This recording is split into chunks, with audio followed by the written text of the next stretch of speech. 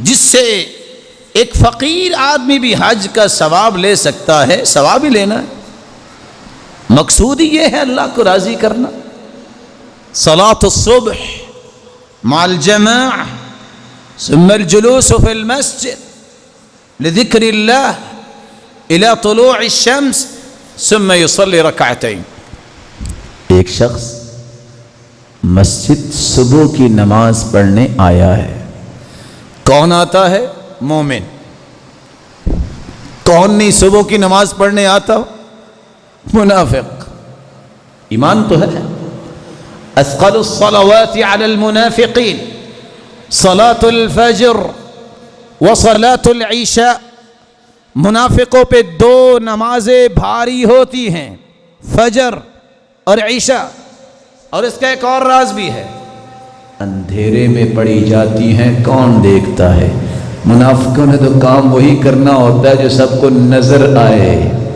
زور اثر مغرب کو تو لوگ ہوتے ہیں، اگر نہ گئے تو کہیں گے کہاں تھے بھائی؟ فجر کو کس نے دیکھنا ہے اور عشاء کو کس نے دیکھنا ہے؟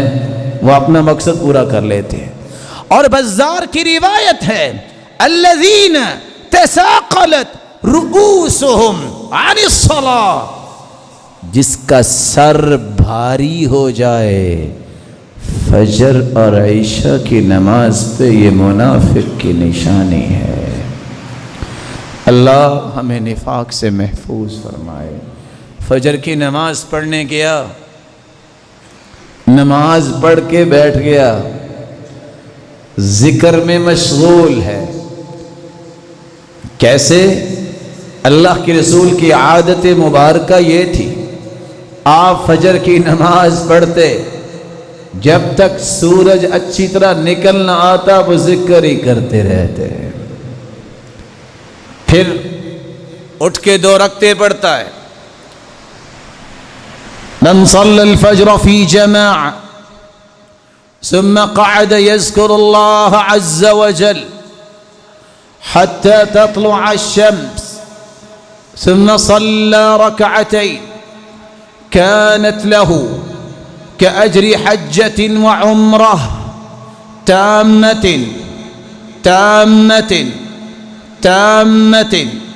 جو فجر کی نماز با جماعت پڑھتا ہے، پھر بیٹھ کے ذکر کرتا ہے یہاں تک کہ سورج نکل آتا ہے، پھر اٹھ کے 2 رکعتیں پڑھتا ہے، اللہ کے رسول صلی اللہ علیہ وسلم کا فرمان ہے مکمل مکمل مکمل حج عمرے کا ثواب اسے اللہ عطا کر دیتے ہیں۔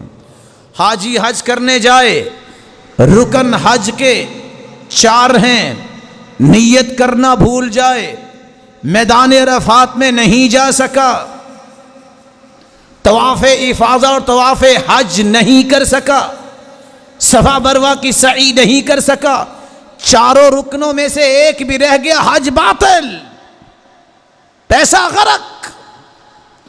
واجب اگر چھوٹ گیا دم دینا پڑے گا۔ یہاں فجر کی نماز پڑھی ہے اور سورج نکلنے تک ذکر کیا ہے، 2 رکعتیں پڑھی ہیں، 1 مرتبہ نہیں کہا، 3 مرتبہ کہا ہے تامتن تامتن تامہ، اس کو مکمل حج عمرے کا ثواب نصیب ہو جائے گا۔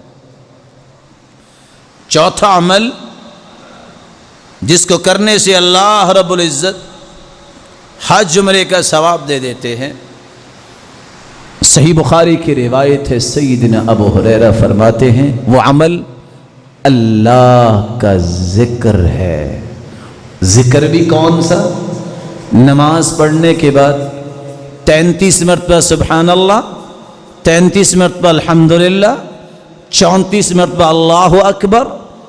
اس کا فائدہ کیا ہوگا؟ 3 فائدے۔ پہلا فائدہ، جو یہ پڑھنے والا ہے وہ حج عمرے کا ثواب لے سکتا ہے۔